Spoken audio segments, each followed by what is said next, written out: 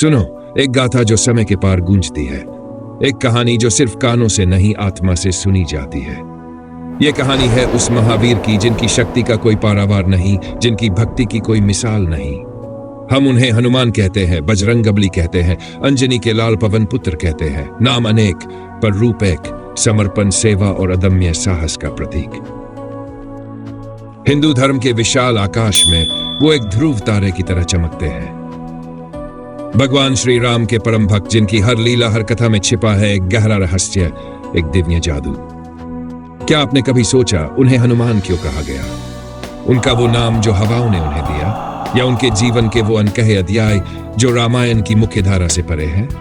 आइए आज हम सब मिलकर गोता लगाते हैं भक्ति और शक्ति के इस अथाह सागर में और खोजते हैं बजरंगबली हनुमान की अद्भुत अलौकिक दुनिया को। सबसे पहले उनके नाम की गूंज, हनुमान।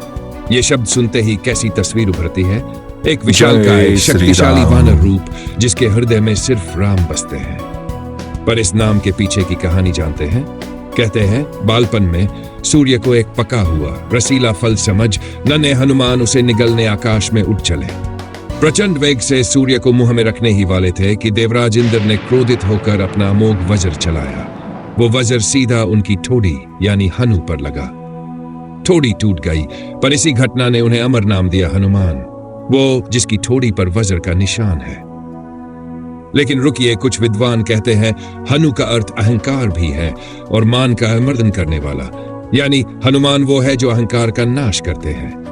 देखिए कितना गहरा अर्थ है, शक्ति भी और परम विनम्रता भी। पर क्या आप जानते हैं उनका पहला प्यार भरा नाम क्या था? वो था मारुति, पवन देव, यानी मरुत के पुत्र होने के नाते हवाओं ने उन्हें यह नाम दिया। मारुति जो वायु के समान वेगवान और सर्वव्यापी है, माता अंजनी के लाडले अंजनी सुत और पिता केसरी के वीर पुत्र केसरी नंदन, हर नाम उनके जीवन के एक पहलू को उजागर करता है। अब बात उनके जन्म की। कहते हैं त्रेता युग में चैत्र मास की पूर्णिमा मंगलवार का वो पावन दिन था जब हनुमान जी ने इस धरती पर अवतार लिया। लगभग 1,85,00,000 साल पहले। कहां? इस पर मत भिन्न है।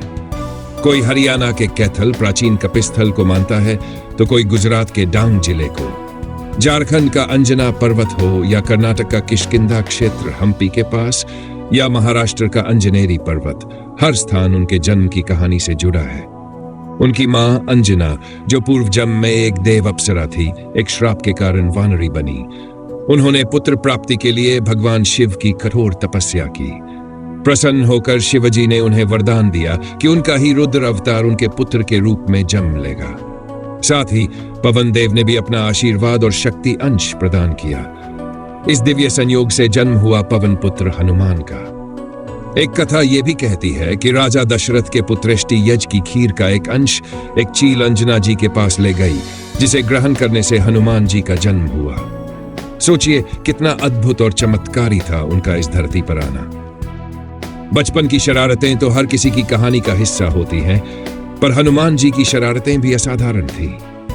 सूर्य को फल समझकर निगलने की वो घटना सिर्फ एक बालसुलभ कौतुक नहीं, बल्कि उनकी असीम शक्ति का पहला प्रदर्शन था। इंद्र के वज्र प्रहार से वो मूर्छित तो हुए, पर इस घटना के बाद सभी देवताओं ने उन्हें अनेकों वरदान दिए। ब्रह्मा जी ने अमोघ शस्त्रों से अभय होने का, इंद्र ने वज्र से भी ना मरने का, सूर्य ने अपना तेज प्रदान करने का और यमराज ने काल से भी अभय रहने का वरदान दिया। वो वज्र का प्रहार उनके लिए एक वरदान बन गया, जिसने उनकी शक्तियों को और भी अमित बना दिया। और फिर आया वो क्षण जिसने हनुमान जी के जीवन को उसका ध्येय दिया, भगवान श्री राम से मिलन। किष्किंधा में हुई वो भेंट इतिहास की सबसे अनमोल भक्त और भगवान की भेंट थी। उस पल से हनुमान जी का जीवन राम सेवा में समर्पित हो गया। वो सिर्फ भक्त या सेवक नहीं, वो राम के सबसे भरोसेमंद साथी, उनके बल और उनकी छाया बन गए। उनकी लीलाएं कौन नहीं जानता? विशाल समुद्र को एक छलांग में पार कर लंका पहुंचना, अशोक वाटिका में शोकाकुल मां सीता को ढूंढना, उन्हें राम का संदेश देकर ढाढ़स बंधाना, अपनी पूंछ से अहंकार में डूबी स्वर्ण लंका को धधकती ज्वालाओं में बदल देना। और वो दृश्य जब लक्ष्मण मूर्छित थे और संजीवनी बूटी की पहचान ना होने पर हनुमान जी यह पूरा का द्रोणागिरी पर्वत ही उठा लाए। असंभव को संभव कर दिखाने की उनकी क्षमता उनकी अटूट राम भक्ति से ही आती थी। हर लीला, शक्ति और समर्पण का अद्भुत संगम है। क्या आप जानते हैं संकट मोचन हनुमान जी की स्तुति में रचा गया सबसे प्रसिद्ध पाठ हनुमान चालीसा कैसे अस्तित्व में आया? कहते हैं 16वीं सदी में गोस्वामी तुलसीदास जी को सम्राट अकबर ने बंदी बना लिया था। उनसे बादशाह की प्रशंसा में कुछ लिखने को कहा गया, पर तुलसीदास जी ने सिर्फ अपने प्रभु राम और हनुमान जी का गुणगान किया। तब कारागार में ही उन्होंने हनुमान चालीसा की रचना की और फिर हुआ चमत्कार। बंदरों के एक विशाल झुंड ने फतेहपुर सीकरी में अकबर के दरबार और शहर में ऐसा उत्पात मचाया कि सम्राट को तुलसीदास जी को ससम्मान रिहा करना पड़ा। कुछ कहते हैं कि स्वयं हनुमान जी ने बाल रूप में तुलसीदास जी को दर्शन देकर इसे लिखने की प्रेरणा दी। आज करोड़ों लोगों के लिए हनुमान चालीसा सिर्फ एक पाठ नहीं, बल्कि शक्ति, साहस और सुरक्षा का कवच है। रामायण में तो हनुमान जी की महिमा जग जाहिर है, पर क्या आप जानते हैं कि महाभारत काल में भी उनकी महत्वपूर्ण भूमिका थी? द्वापर युग में वो भीम से मिले और उनके बल के अभिमान को तोड़ा। कुरुक्षेत्र के युद्ध में वो अर्जुन के रथ के ध्वज पर विराजमान रहे और अदृश्य रूप से पांडवों की रक्षा की। और कुछ ऐसे तथ्य जो कम ही लोग जानते हैं।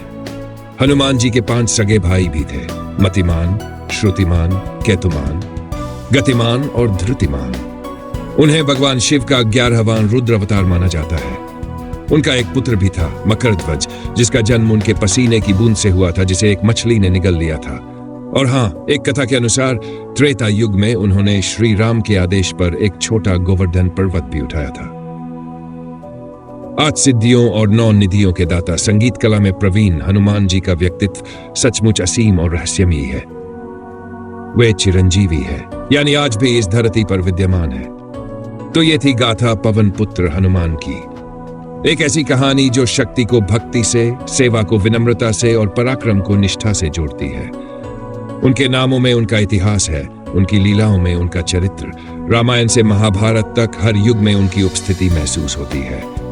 हनुमान चालीसा उनकी महिमा का गान है और उनके अनकहे किस्से हमें विस्मित करते हैं।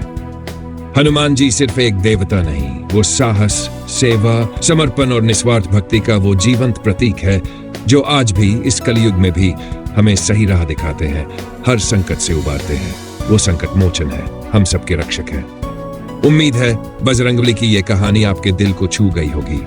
उनकी शक्ति और भक्ति का एक अंश भी अगर हम अपने जीवन में उतार पाए तो जीवन सफल हो जाए।